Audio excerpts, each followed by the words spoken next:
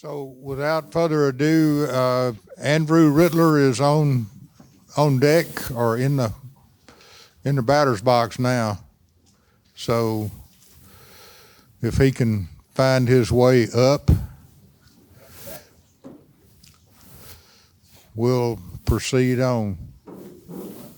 Got to speak into the mic to record. Thank you, Jim. Good morning, everybody. A little better. Come on. Good morning, everybody. Good morning. There we go. I won't make us sing for our breakfast, I promise, like we used to in camp. Good morning. My name is Andrew Rittler. If you have an Andrew in your life, call me Andrew. If you have an Andy in your life, you can call me Andy. About the only thing that I don't respond to is Drew. Nothing against the Drews, but it just never stuck, through my life. I'm here to talk with you about the training that's available for adult Catholic leadership training. And as I started preparing for this, I was like, gosh, what am I going to talk about for about 45 or 50 minutes? Because it's pretty straightforward. But what I'm going to talk with you about first is a little bit of my journey about Catholic education training. And, the slides are up, and maybe we can take them down for a second. Take the slides down for a second, because I know they're a distraction. And but I will hand out slides for everybody so you guys can have them. The first thing I'd like to do is I'd like to start with your guys' effect on me last night. I went through a religious weekend called Curcio. Is anyone here familiar with Curcio? Well, last night I was a babe chick. Here. Come on, guys, look at your shirts, ladies. The number of square knots that are on, the average square knots per person here is some of the highest numbers, I've seen. And I'm kind of new to this. So I was really humbled, but also it got me thinking about what's my purpose. And these thoughts that I have, I think, are really important for all of us. These are thoughts that I've put in front of scouts, my scouts, our scouts. I actually put them out to my 34-year-old son, my 21-year-old son, and my 35-year-old son-in-law today. What's our purpose? And last night, you guys shook me a little bit because y'all went from 0 to 60 in 1.2 seconds.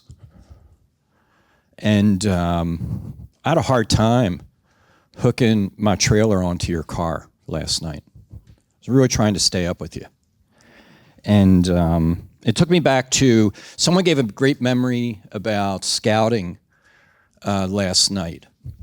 One of the first things they remember about scouting, and one of the first things I remember was this. I was this really, really young scout in a hall like this, and I was being taught the square knot. I couldn't get it. It is the most basic knot in the world. That left over right, right over left, just didn't go in my head. I am a critical thinker. I've been educated by the Jesuits. I'm a CPA. I've got a master's. I'm a bright guy. But at that age, I could not get the square knot. And I cried.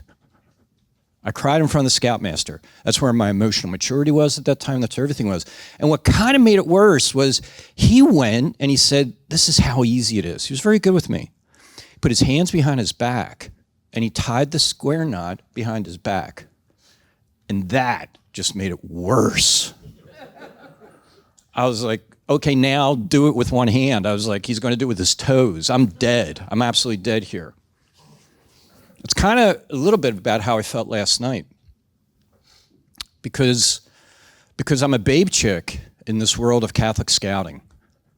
And what I want to put in front of you is that everybody here has made a major commitment to Catholic scouting. I am new to that commitment. I'm very new to it. And you're going to experience many people like me. We are going to experience many people like me. And I think we've really got to watch our fervor. I think we really have to look at this as, this is not an apologistic type presentation to people. This is an evangelical or welcoming presentation to people. And I'm not trying to slow us down here. I'm not trying to say, whoa. I'm trying to get us. I tell my kids, the Rittlers are mere mortals. We have no genetic superiority. We have none, no genetic superiority. We are not MIT people. We're not Olympians. We're not. We're just mere mortals. And I think we have to go back and think for a second as we're going through these sessions today, and in the 2 sessions that I lead you in, I'm going to keep reminding us about the mere mortals and where those people are. Because the way my life works is the Holy Spirit really pops up in my life amazingly. I'm a CEO of a technology company. I'm smart enough to know I'm not smart enough. So I work with a group of Catholic CEOs. There's 12 of us. It's called The Table.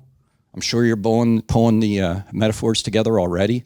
And Jesus is not leading us literally, but we have a leader who's educated in Catholic doctrine and really good business. And we just went through a book called The Ideal Player. If you have not read this book, I have 2 suggestions for you. 1, go to the bookstore and read the introduction, and don't buy the book. Just read the introduction. The second is, if you're compelled, buy the book and read it. Because there's 3 aspects to the ideal. Remember, this is the word ideal, and none of us are ideal. There's only one person in this world who's ideal, right? But the 3 aspects of being the ideal player are humility, hunger, and intelligence. Humility, hunger, intelligence. Each of them have sort of different definitions. I will tell you, I know I'm bright. I'm not intelligent, I know I'm bright. I know I am hungry. I know I am not humble enough. And it comes across in my excitement and in my passion. And that's what I experienced last night here, was a lot of excitement and a lot of passion that was not humble, but was it humble enough? So these are things that I'm thinking about as I want to draw people in to Catholic scouting. In Curcio, we talk about the only Bible that someone might see or read is you, right? That might be the only Bible that someone reads. And I think about that because I'm mere mortal. I'm pretty broken, and I do some things really wrong. So as we go into this, I'm going to throw some Ignatian theory at you. And those of you who are familiar with St. Ignatius understands of Loyola, St. Ignatius of Loyola, you really understand. I was educated by the Jesuits. I love them. Picture yourself in this scene. Picture yourself in this scene. Picture yourself in this scene. Put yourself at Gethsemane. Put yourself at the cross. Put yourself in that scene. What I like to suggest for you as we're going through everything we talk about today is put yourself in front of the scoutmaster. Put yourself in front of the parish priest. Put yourself in front of the vicar who's a past Eagle Scout, who runs a parish, a large parish, and basically says, over my dead body am I going to have a scout unit in my parish. Because I do not believe Catholic doctrine aligns with scouting principles. Put yourself in that picture. So whatever I go through today is all preparing you for that. Whatever we go through here, it's not important. Look, I passed the CPA. I was a really lucky guy. At the time when the CPA was around, you had to take all 4 sections at one time, not like today where you can take it one at a time. There's a thing called the 300 Club. The 300 Club was if you got a 75, a 75, a 75, and a 75, it added up to 300, right? Now, the really great thing about the CPA exam at that time was if you got somewhere between a 69 and a 74, they gave you a 75, okay? I scored 302. 302, the first time. I passed all 4 sections the first time. All right? So I fell across the line. Never used the CPA since then. I didn't get certified, but I can read a financial statement. I can tell you the story better than as good as anybody else. It's helped me in all my board dealings. That's where we need to be in this training today. We don't need to be the gold medals walking out of here. We need to be the 302s that we apply every day really well. And the reason I'm saying that is because I'm a little worried about my slides. I'm a little worried that people are looking at them and saying, I know all that. I've done that. Well, you know what? This isn't for me to you. This is for me to you to a scoutmaster. This is for me to you to a scout.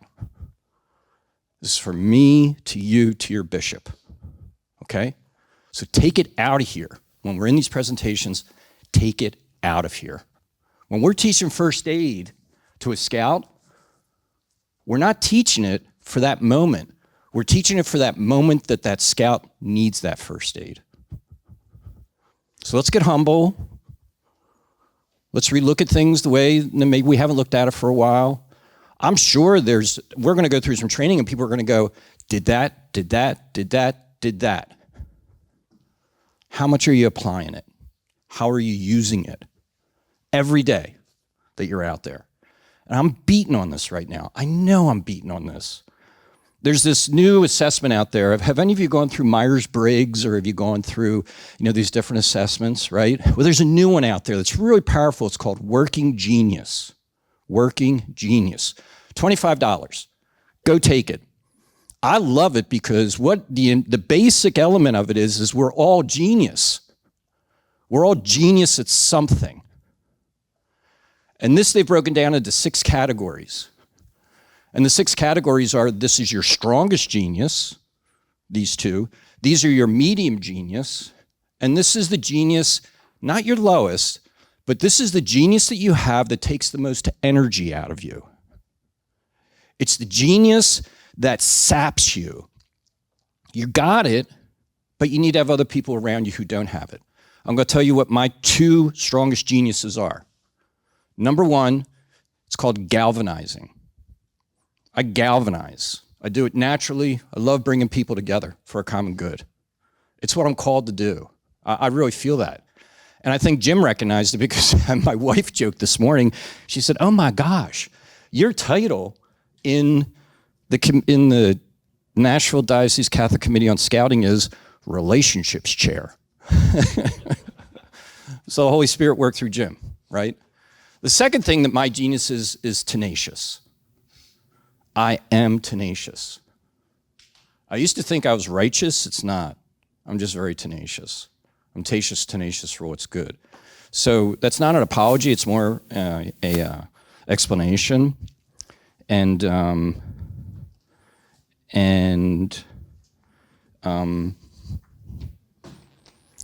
I think the last thing that I want to say to bring us together is this.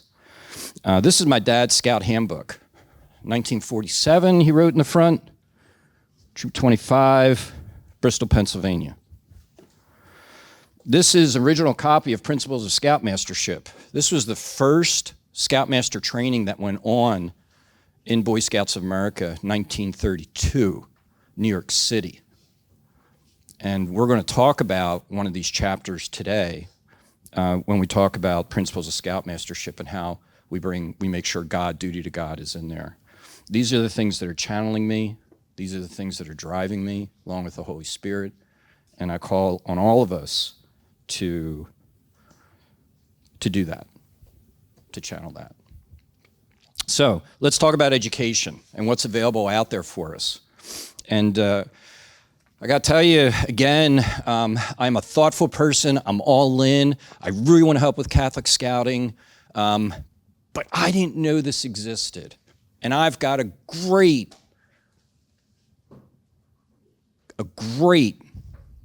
part of a great Catholic Committee on Scouting. I really am. I think this is we win, we get the award each year, we earn it. I think there's a lot of true endeavor that's going on here. And I knew these pieces, but I didn't have them that I could talk to a scoutmaster about this. I didn't have them that I could talk to the charter org rep about this. I didn't have this so I could talk to my parish priest about this. And that's where we need to get to. Last night, the great question came out was, what's the metrics? Well, the metrics are, I think, how many scoutmasters have we met with? How many, that's the relationship comes in the people to people, right? So however, Bill, you can get to those metrics. We saw, Terry and I saw some numbers on the Catholic Scouting website last night, and we said to ourselves, man, where did those numbers come from? Not questioning them, just wondering where they came from. And we'd love to know what that source is, where we go with it. But I think those are the metrics that we need to look at. For me, in talking with, if we can go back to the number one slide, this is slide 5. If we can go back to number 1.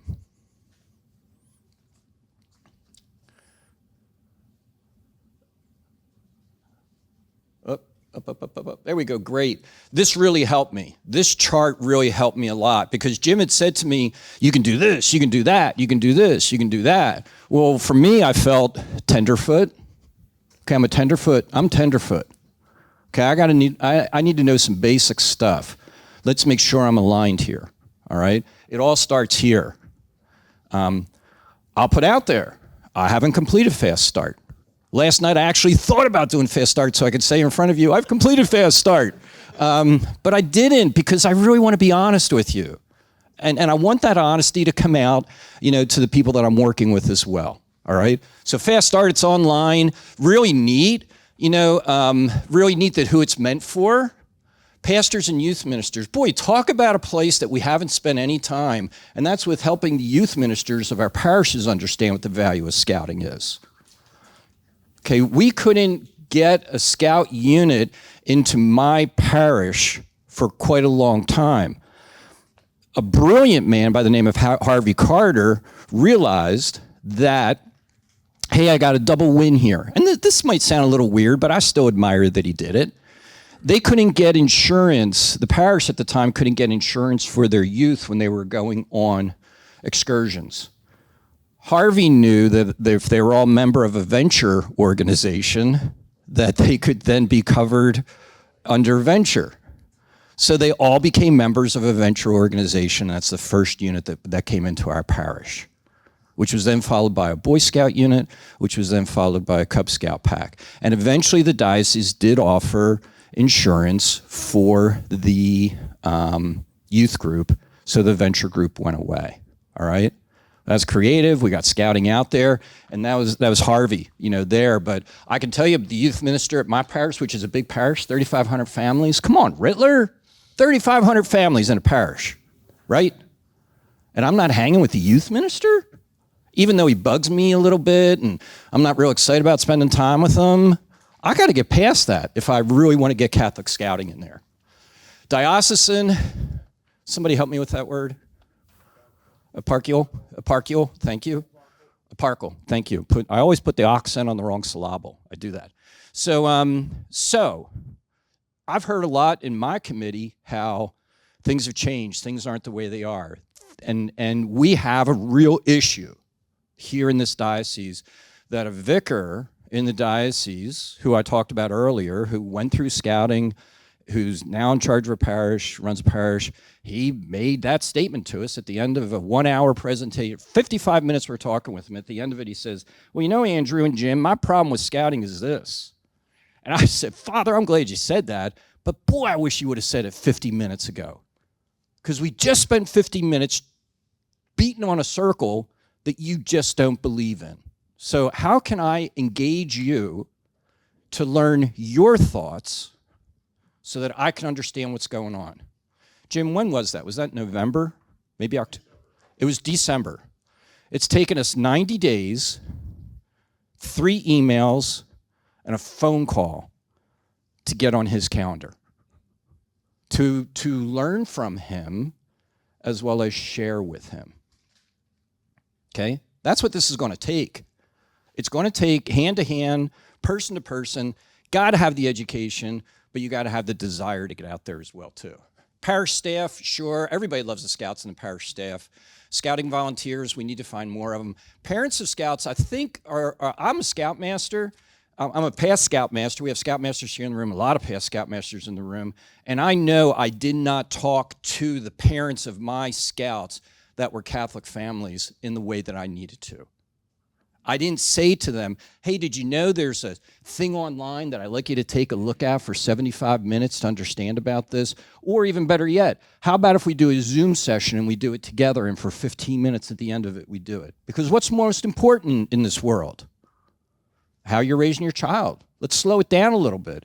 Yeah, getting them from point A to point B and point C is a tactical thing. But let's take a second back here. Let's help them with that. This is who it's all should be done by. You guys know this stuff, but put a name beside it. I mean, when I went through this presentation, I thought of that youth minister, and I said, I got to talk to him. I pictured him, all right?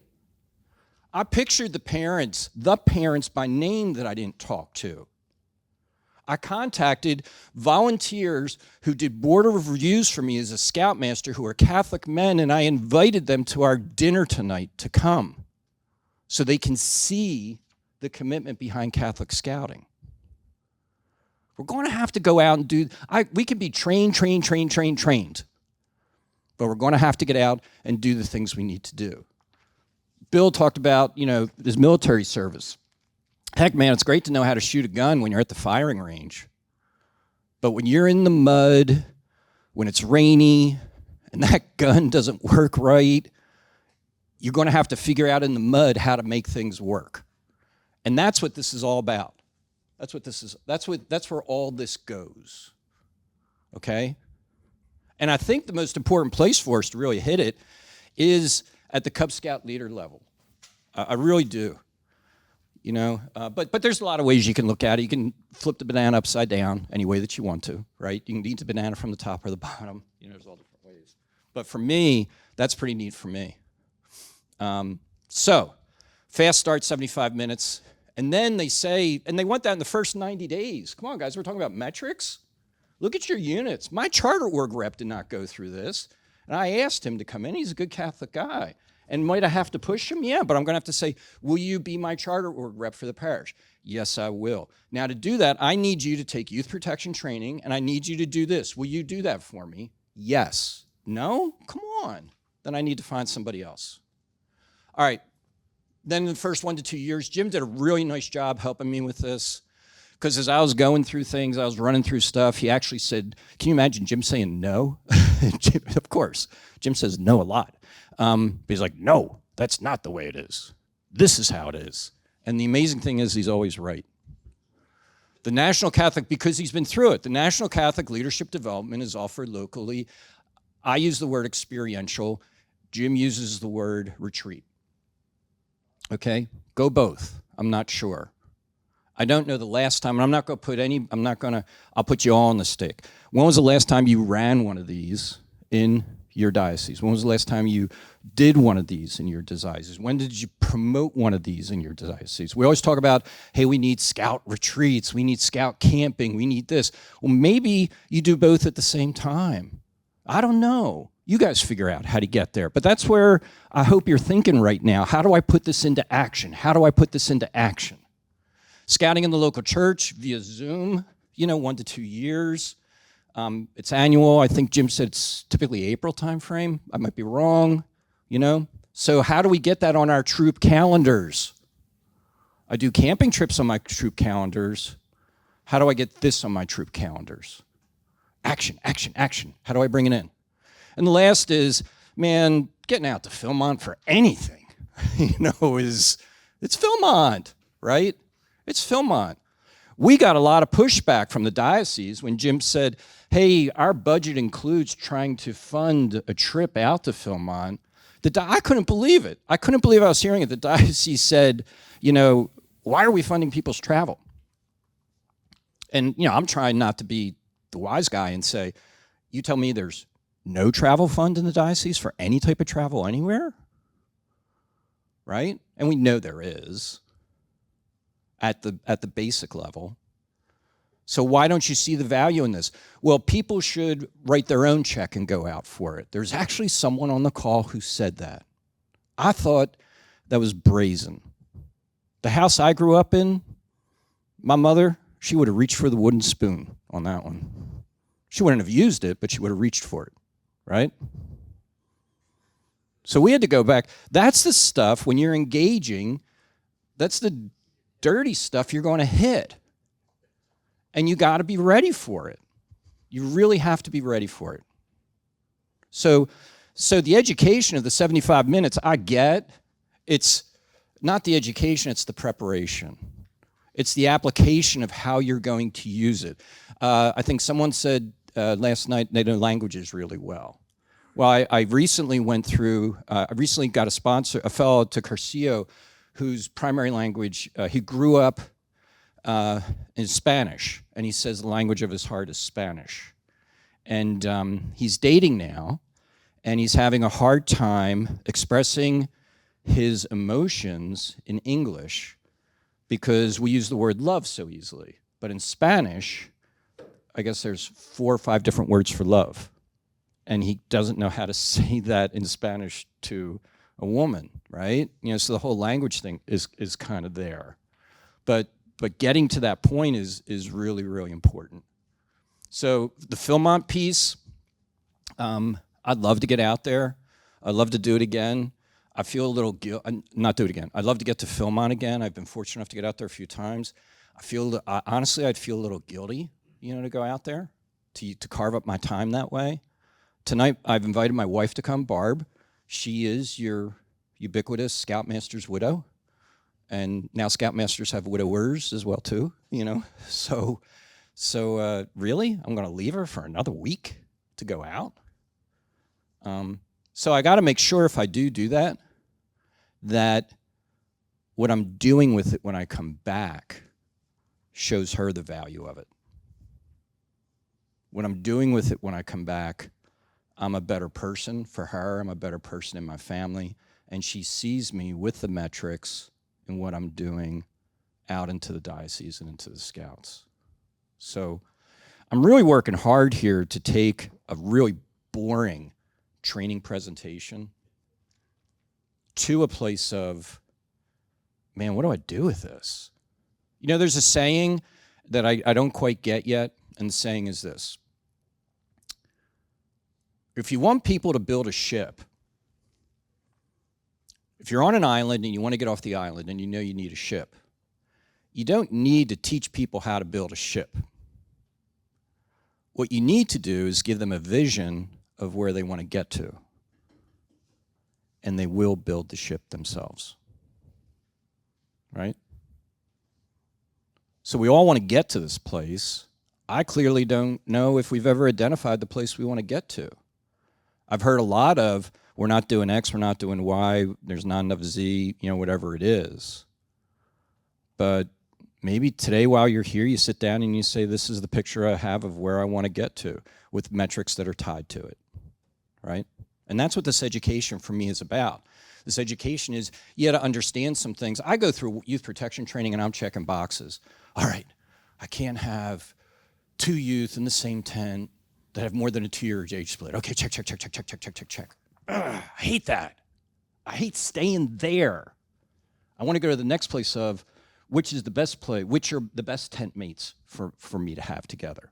Not what I can't do, what I can do. Up here, I haven't done this, I haven't done this. But that's the frame of mind I want to go into when I go into those 3 things, okay? So let's dig into them a little bit. Jim, can you hit the next slide? I will be on time. All right, so participants, and this is the first one. It's in your notes. I copied this stuff from the website on purpose because it's on the website, right? And that's why I put the website that, actually, if you want 22 minutes left, I could leave and just say, go read the website, right? And give you 22 minutes back, right? But I don't think that's a good use of time. I really don't. So there's a lot of good stuff that's out there. Bill's giants before him have done good work. I heard Bill last night say, we know we need to get to this place. We're trying some things. We don't think they're foolproof. We don't know yet, but we're trying. We're taking action, right? So let's take the action, and let's use the tools that are given to us. And if a website is the best thing that I have right now, then I'm going to use it. I'm actually going to use it. Okay, so 60 to 90 minutes in your time commitment. Wait, is this... No, this isn't fast. Can you go back to fast start? You got me too far. 2. That's 1. Something's out of order. Can you find fast start?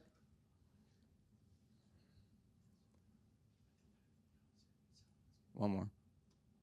Come on. There we go. Fast start. All right, great. Yeah, I knew fast start was 60 to 90 minutes. It's always available. You can chop it up in pieces. Here's who you really want to go through this. Unit Charter Org Rep. Boy, what an untapped position. What an untapped position. I think. I really do. I saw him as really a nobody, but I think if I was a Scoutmaster, I was a good Scoutmaster. We're going to talk about Scoutmastership in a bit here. I was a really great Scoutmaster with the boys and the Scouts. I was a really bad Scoutmaster asking for help using the patrol method. Really bad. Charter Org Rep, I didn't rely on him enough, or her, but it was him, okay? 60 to 90 minutes, ideally starting a new role. Okay, everybody close their eyes. Close your eyes.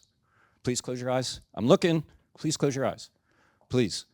I'm looking. All right, now raise your hand if you have taken this class. Please keep your eyes closed. Please keep your eyes closed. Okay, please put your hands down. About 15% of the room have taken this class. Oh my gosh. Oh my gosh. And I'm not calling anybody out. I'm just saying, how can I talk about the value of this class if I haven't taken the class myself? Okay? So please, let's take the class. Let's whoever's measuring the website on these classes, in the next week, see 15 more people took the class in the next week. I'm going to be one of them.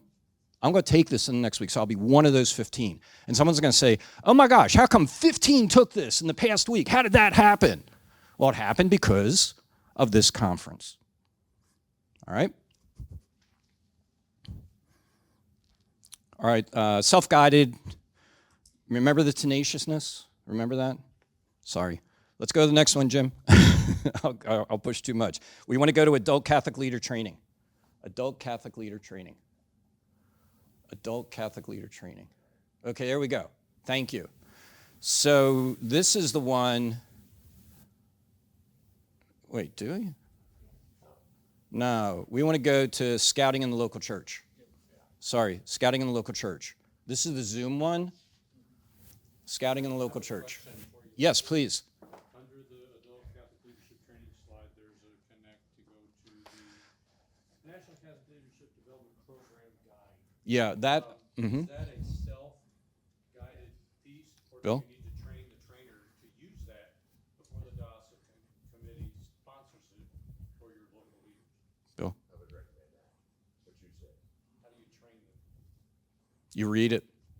Basically, yeah. Yeah. Does itself? Yeah. Well, it tries to do something. Okay. You know, Bill, what would be really helpful as a takeaway? If you had people who could mentor us on that step. Then if you could distribute that to us, okay, as a follow-up, who can mentor us when we want to take this step? Look, it's real easy to go to step 1 and take the class your stuff.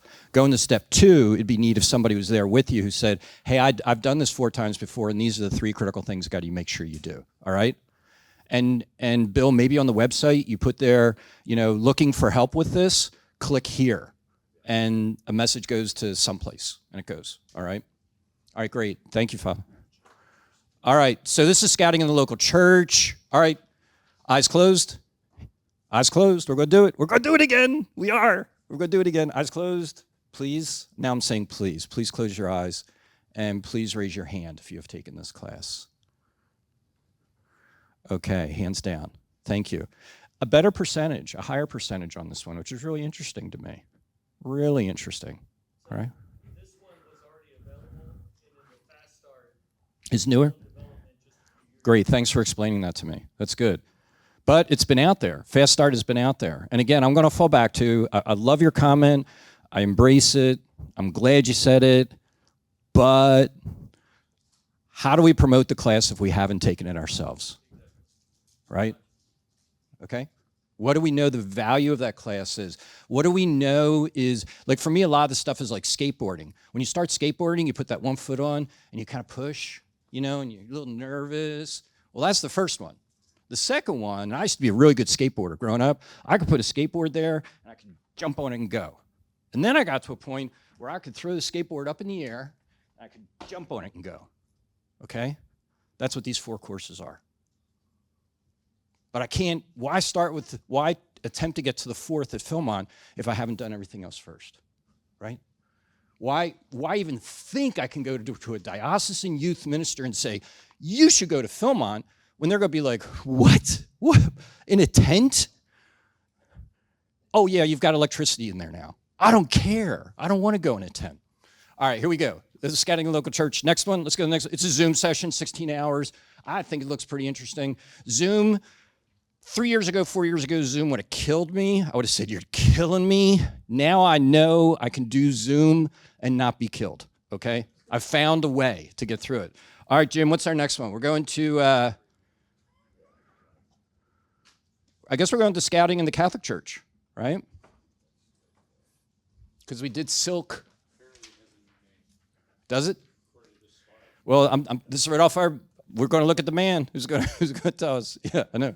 Scouting in the Catholic Church is what the Adult Catholic Leadership Training, did they rename it? I don't know. This is what's on the website now. It doesn't have an FKA on it, formerly known as. Okay. Okay, good. All right, that's fine. Yeah, I'm sorry that these got misordered. Well, yeah, I was every awake. Yeah, there we go. Coming out of Wood Badge, he's doing that stuff. That's good. No. Timing, course objectives, availability. Oh no, this is what Jim and I call the second one. This is what we call the retreat. Okay, what we call the diocesan. And then we go to the Zoom session, which is number 2. Jim has a philosophical argument about whether Zoom should be first or local retreat second or whatever and stuff like that. But now we're at Philmont. Let's find Philmont. Is this Philmont? Okay, this is Philmont. Okay, great. This is Philmont. All right. Yeah, I saw Philmont because of the Jerusalem Cross Award, which I heard mentioned last night. Okay, let's close our eyes. Close our eyes, please. Please. I'm saying please. Okay, please raise your hand if you've done this. Okay, hands down. Thank you. So about very similar numbers to the first one, to the introduction class. Okay, I don't know if I'm ever going to make it to Philmont for this. I really don't. But I know in the next week I can do the introduction course. I know I can. Yes, Bill? Would it be helpful to the group if we consider nationally to hold this on a site, say the Southern on the East Coast, as well as at Philmont?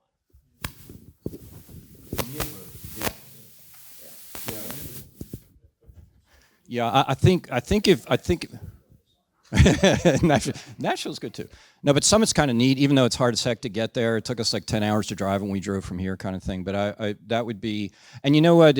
As parochial as this may sound, if we want someone to attend something from here in Nashville, and I used to live in Philadelphia, New Mexico seems like Japan.